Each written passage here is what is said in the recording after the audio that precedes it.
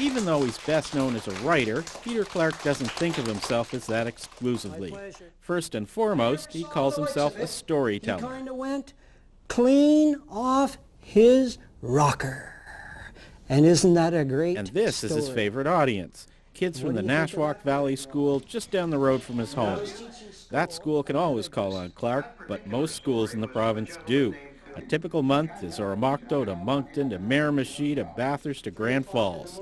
In all, he'll tell tales to 5,000 school children a year, and all of them about New Brunswick.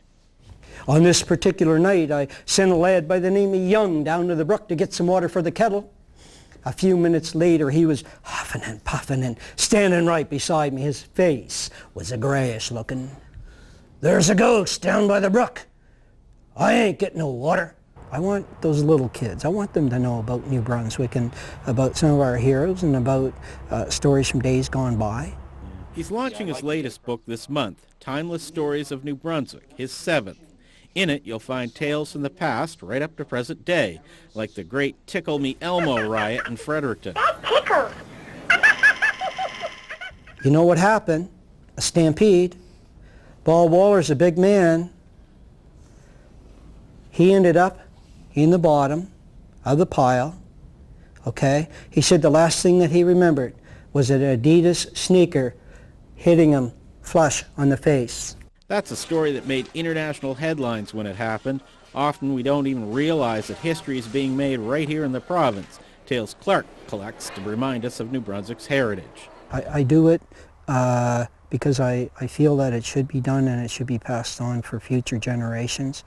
And you know, we're a province rich in traditional oral history. You know, we have been for a number of years. There's still some great storytellers out there. You know, you just have to get to them. The centerpiece of his latest book is the chapter on the Friendship Series. After a hockey team of kids from the U.S. was booed and insulted in Montreal during a war protest, it was New Brunswick people that welcomed them back to Canada and mended a lot of fences with their neighbors. Such a great story, even Disney wants to make it into a movie. When they came across St. Stephen, New Brunswick, 400 people were there to meet and greet them. 400. 200 of them were kids. They were dressed with their hockey jerseys on.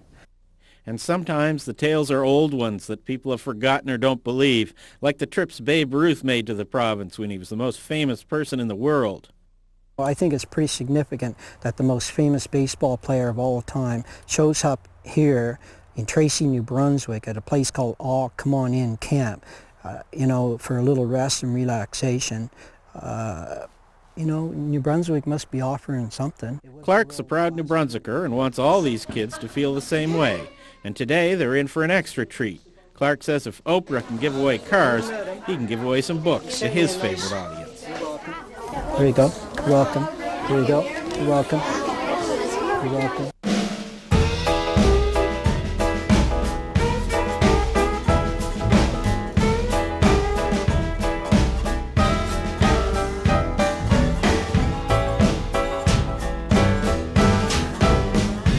Hi there, we're Hot Toddy.